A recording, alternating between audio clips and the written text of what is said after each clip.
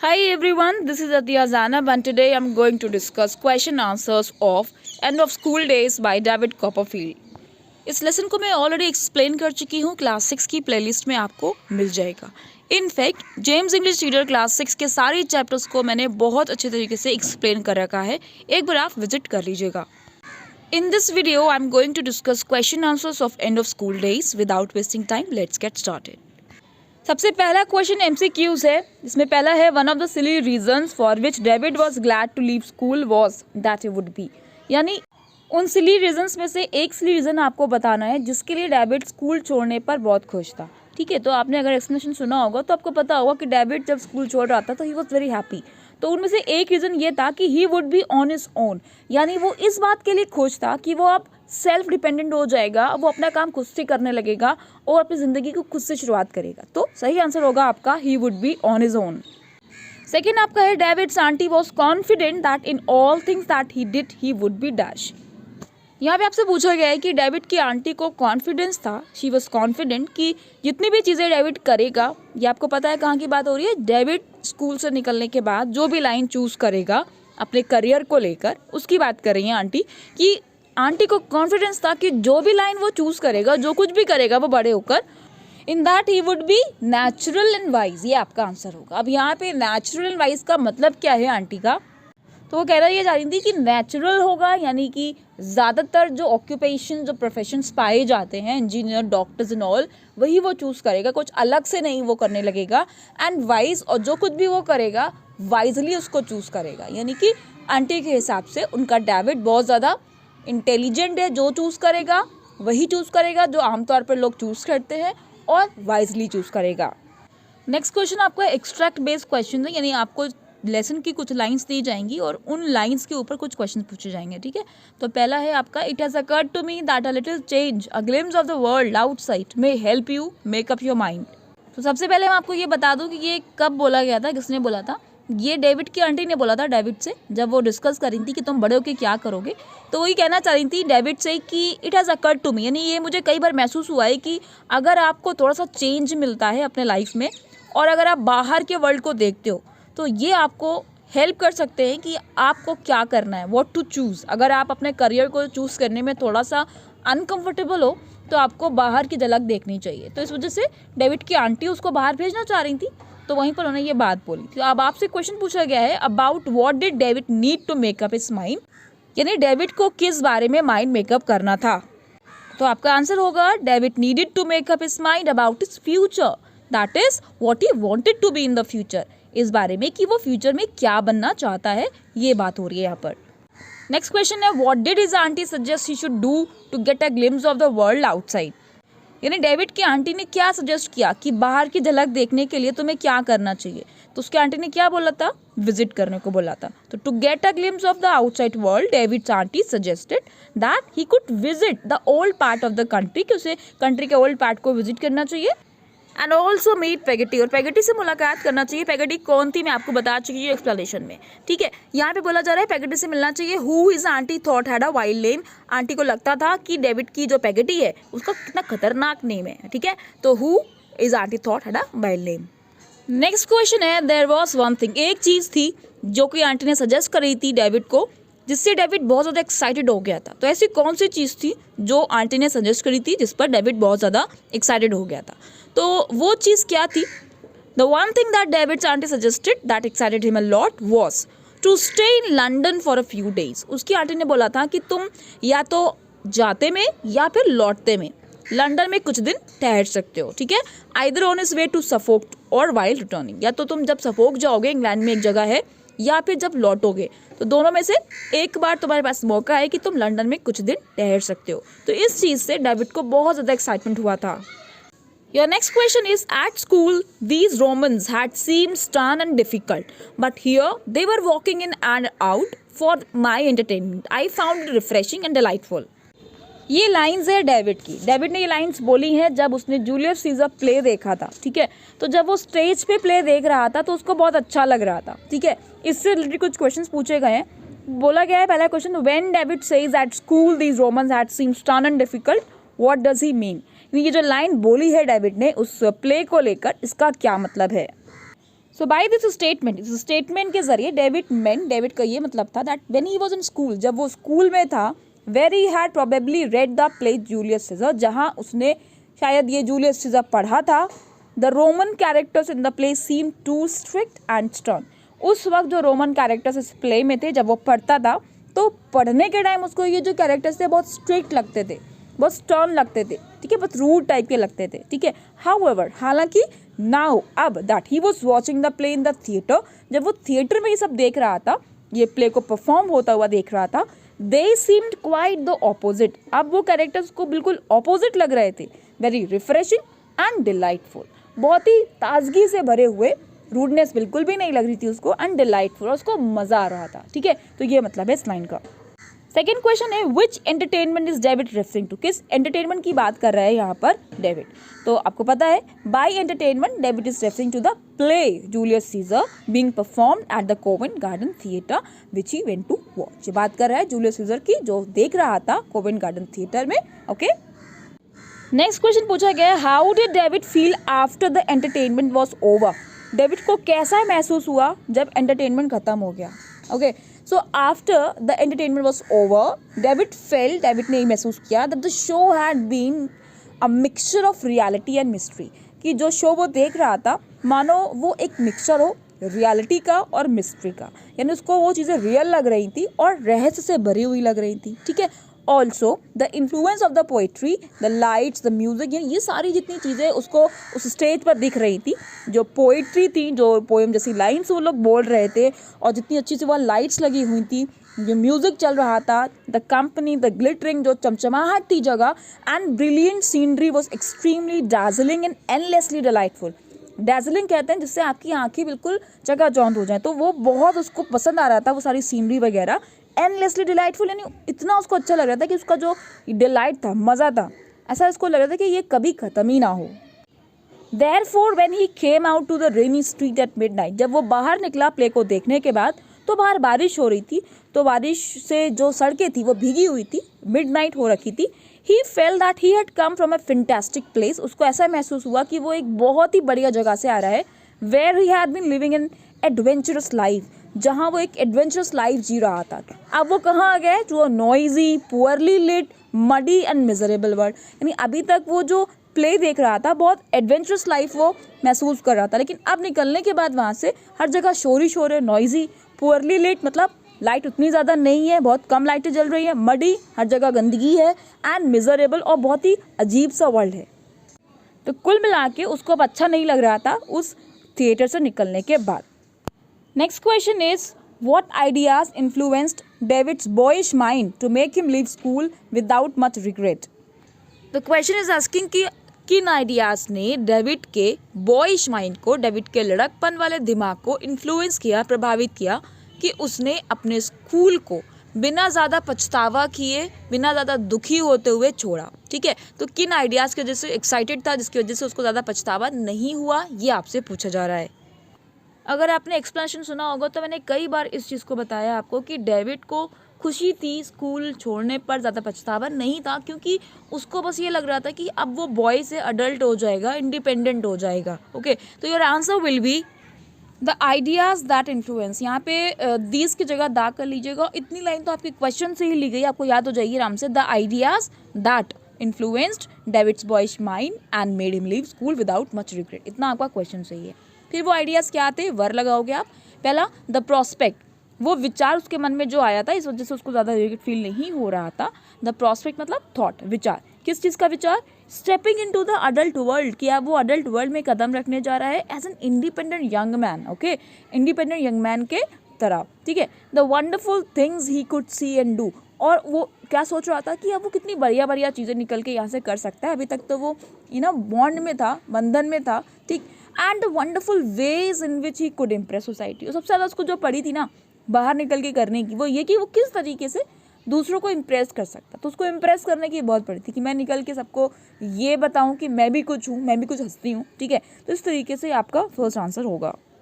Second question is, if David had the opportunity and means, what kind of life might he have considered suitable? अगर David को opportunity यानी मौका मिलता, means मतलब sources साधन मिलते, तो किस तरीके की लाइफ उसके लिए सुटेबल होती? ये जो क्वेश्चन है ना, ये हम रीडर्स से पूछा गया है, ठीक है। यानी आपने लेसन पढ़ के आपको क्या समझ में आया कि डेविड को अगर अपॉर्चुनिटी मिलती तो किस तरीके की लाइफ उसके लिए सुटेबल होती, ठीक है। So on the basis of our reading and understanding we have to give this answer. तो इस आंसर को लिखने के लिए भी अब थोड़ा सा पार्ट उठाओगे अपने क्वेश्चन से। If David had the opportunity and means, आगे का पार्ट है what kind of life might he have considered, तो आप लिखोगे he might have considered a wealthy and adventurous life most suitable for him. Wealthy मतलब rich, adventurous मतलब full of adventures. तो ये लेसन को पढ़ने के बाद हमने आंसर किया है कि अगर डेविड को मौका मिलता तो वो एक वेल्दी एडवेंचरस लाइफ उसके लिए सुटेबल होती। क्यों? अब इसका डिस्क्रिप्शन आपको आगे देना है। Very early in the lesson में काफ़ी पहले यानी शुरुआत के पैराग्राफ्स में David had talked of his boyish idea. David ने उन आइडियाज़ की बात की है that made him look forward, जिसकी वजह से वो इंतज़ार कर रहा था। लुक फॉरवर्ड मतलब होता है बेसब्री से इंतज़ार करना, जिसकी वजह से वो बेसब्री से इंतज़ार करता था फ्यूचर का, ओके, इन विच जिसमें he could see and do wonderful things and impress society in wonderful ways, कि किस तरीके से वो फ्यूचर में बढ़िया बढ़िया चीज़ें करेगा और सोसाइटी को इम्प्रेस करेगा अपने वंडरफुल वेज से। यानी इस तरीके से हमने ये समझा कि उसको एक वेल्दी लाइफ सुटेबल होती। आपको याद होगा डेविड जब रेस्टोरेंट गया था तो वहाँ पे उसने ऐसी डिशेस ऑफर करने की कोशिश करी थी जो बहुत ही वेल्दी पीपल करते हो, अलग लोग करते हो, राइट। तो इस तरीके से we can say that he deserved a wealthy life.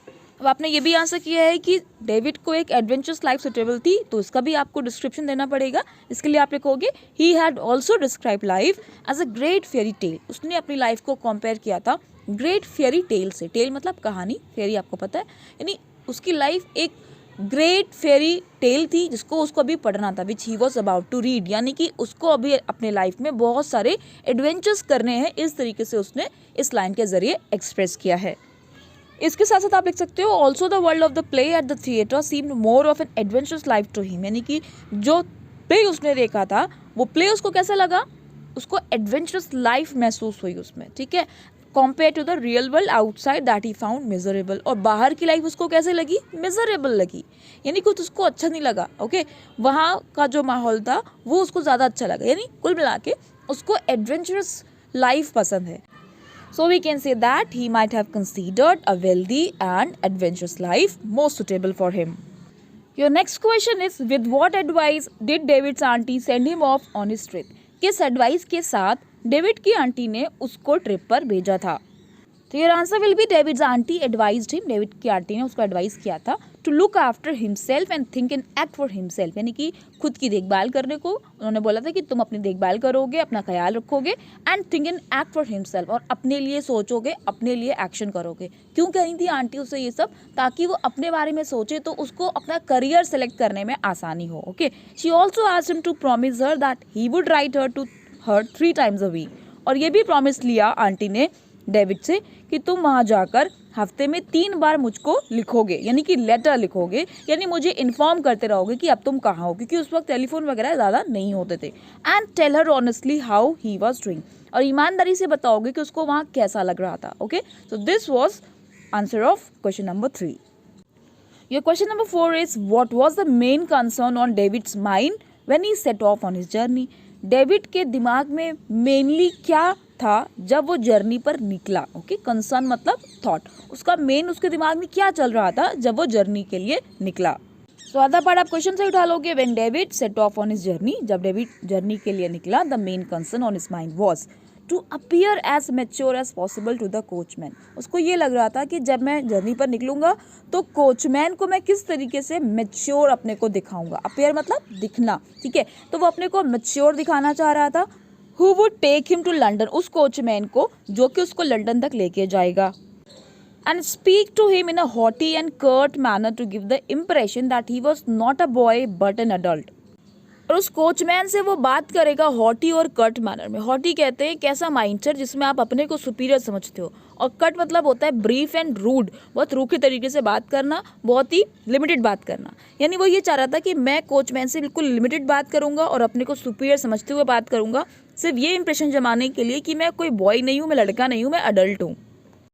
Your next question is how did David conduct. Conduct means behave. David ने किस तरीके से बिहेव किया इनमें जाकर अपने को ग्रोन अप यानी कि अडल्ट और एक्सपीरियंस दिखाने के लिए। क्या वो इस चीज़ में सक्सेसफुल रहा या नहीं। तो your answer will B at the इनमें जाकर अपने को एक्सपीरियंस और ग्रोन अप दिखाने के लिए David spoke in his deepest voice. David ने जितना डीपेस्ट वॉइस वो ला सकता था बोलने के लिए, उसी आवाज़ में वो बोला। क्यों? क्योंकि डीपेस्ट वॉइस किसकी होती है? अडल्ट की होती है, ठीक है। और जब वेटर ने उसको एडवाइस किया to have what most young gentleman would order, जो कि ज़्यादातर यंग जेंटलमैन ऑर्डर किया करते थे, वही उसको भी ऑर्डर करने को बोला। तो फिर डेविड ने क्या कहा? He said he was not in the mood for it, कि उसका मूड नहीं है वो सब खाने का जो तुम मुझे एडवाइस कर रहे हो। ही इवन इंक्वायर्ड, इवन मतलब ऑल्सो, उसने ये भी पूछा if there were any letters, कि क्या उसके लिए कोई लेटर तो नहीं आया है। अपना नाम लेते हुए पूरा बोला उसने, ट्रॉटवुड कॉपरफील्ड स्क्वायर। स्क्वायर लगाया जाता है रिस्पेक्ट के लिए। और लेटर के लिए इंक्वायरी उसने क्यों की? एज ही थॉट, क्योंकि उसने सोचा he would appear manly if he were expecting one, कि वो ऐसा करके यानी लेटर के बारे में पूछकर अपने को मैनली शो करेगा, यानी अडल्ट शो करेगा, जैसे उसे किसी लेटर का इंतजार हो। वैसे तो ही के साथ वॉस लगता है बच्चा, लेकिन यहाँ पे वर लगाए। आप कहना ये चाह रहे हो कि वो अपने आप को मैनली शो करना चाह रहा था, मानो कि वो किसी लेटर का इंतजार कर रहा हो। तो मानो कि, तो ये जो सेंटेंस होता है ना, इसके साथ हर सब्जेक्ट के साथ वर लगता है, ठीक है। अब आगे आपसे पूछा गया है कि डिड ही सक्सीड, क्या वो इन सब चीज़ में सफल हो पाया। तो आप लिखोगे हाउएवर, हालांकि ही कुड नॉट सक्सीड, वो नहीं सफल हो पाया अपने एफर्ट्स में। क्यों?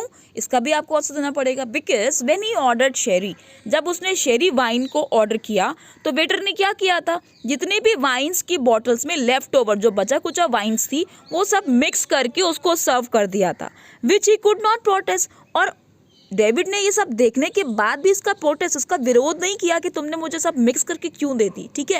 एज क्योंकि he was too shy to say anything, क्योंकि उसको शर्म आ रही थी कुछ प्रोटेस्ट करने में, ठीक है। तो हम कह सकते हैं कि उसके जो एफर्ट्स थे वो सक्सीड उसमें नहीं हो पाया। नेक्स्ट क्वेश्चन उसी लाइन पे पूछा गया है, life was more like a great fairy tale. जब डेविड ने अपने लाइफ को ग्रेट फेरी टेल से कंपेयर किया था, यानी वो ये कहना चाह रहा है कि मुझे अपने लाइफ में बहुत सारे एडवेंचर्स देखने हैं जैसे ग्रेट फेरी टेल में होते हैं। तो आपसे यही पूछा गया है कि क्या क्या एडवेंचर्स उस तरह दिमाग में सोच रखे थे, आपको ये सब बताना है। आंसर होगा डेविड थॉट, डेविड ने सोचा कि उसकी नई लाइफ जो स्कूल के बाद होगी वो फुल ऑफ वंडर्स होगी, वंडर से भरी हुई होगी, एडवेंचर से भरी होगी। वो एक्साइटेड था एट द प्रोस्पेक्ट, इस विचार पर कि वो अब फ्री हो जाएगा, इंडिपेंडेंट हो जाएगा। He looked forward, look forward का मतलब होता है वेट एक्साइटिंगली। वो बहुत एक्साइटेड होकर वेट कर रहा था to entering the adult world, कि वो अब अडल्ट वर्ल्ड में जाएगा। Seeing and doing wonderful things, अच्छी अच्छी चीज़ें देखेगा, करेगा और सोसाइटी को इम्प्रेस करेगा अपने वंडरफुल वेज के जरिए। His tone while talking to the coachman, यहाँ तक वो टोन पर भी ध्यान दे रहा था कि जब वो कोचमैन से बात करेगा, and his efforts at the in, और जो वो एफर्ट्स लगाएगा इन में जाकर क्या क्या करना है उसको अपने को अडल्ट साबित करने के लिए। Sure is endeavour to make a place for himself, endeavour मतलब effort again, okay, in the society of adult and earn respect. यानी कुल मिला के वो सिर्फ इसी पर फोकस किया था कि किस तरीके से सोसाइटी में उसको अपनी एक जगह बनानी है, अपने लिए एक रेस्पेक्ट अर्न करना है। Your next question is David जानता था कि वेटर ने उसको लेफ्ट ओवर वाइन दी है, बची कुची वाइन सर्व करी है, लेकिन फिर भी उसने कंप्लेन करने में थोड़ा शर्म महसूस की। ऐसा क्यों लगता है आपको कि डेविड को शर्म आई, and what does this tell you about young David, और इससे आपको यंग डेविड के बारे में क्या पता चलता है। तो पहली लाइन तो आप क्वेश्चन से ही कॉपी करोगे, David felt shy and did not complain to the waiter about being served left over wine, because क्योंकि he did not want the waiter to know that he was not an experience adult man, क्योंकि वो चाहता था कि waiter को पता ना लगने पाए कि वो एक्सपीरियंस अडल्ट मैन नहीं है। हाउएवर, जबकि केस तो उल्टा था, the waiter had already realise from the very beginning, जबकि वेटर को तो शुरुआत में ही पता चल गया था कि ये एक एक्सपीरियंस अडल्ट मैन नहीं है। अब क्वेश्चन में ये भी पूछा गया है कि ये सब जानकर आपको डेविड के बारे में क्या चीज़ पता चलती है। तो आप लिखोगे ऑल दिस शोड, इन सब से ये पता चला that David was still an inexperience young lead, कि अभी भी डेविड एक इनएक्सपीरियंस, बिना एक्सपीरियंस का यंग लैड, मतलब लड़का, एक जवान लड़का ही है, हु ट्राइड वेरी हार्ड, इसने मेहनत तो बहुत करी अडल्ट वर्ल्ड में फिट होने की, लेकिन फेल हो गया अपने इस एफर्ट्स में ऐसा करने के लिए, ठीक है। हिज नोशंस, नोशंस मतलब होते हैं विचार, उसके जो विचार थे, आइडियाज थे ऑफ द अडल्ट वर्ल्ड में जीने के लिए, were still very naive, naive मतलब नए, बहुत नए थे और अनक्लियर थे, उसको पता नहीं था कि दूसरों पर इंप्रेशन जमाने के लिए एक्चुअली क्या करना चाहिए, ठीक है। And still needed time to realise this, और अभी उसको ज़रूरत थी इस चीज़ को रियलाइज करने की, इस चीज़ को जानने की कि वाकई दूसरों पर इंप्रेशन कैसे जमाया जाता है। वीडियो हेल्पफुल था या नहीं, प्लीज़ कमेंट बॉक्स में लिख के ज़रूर बताइएगा। Thank you for watching.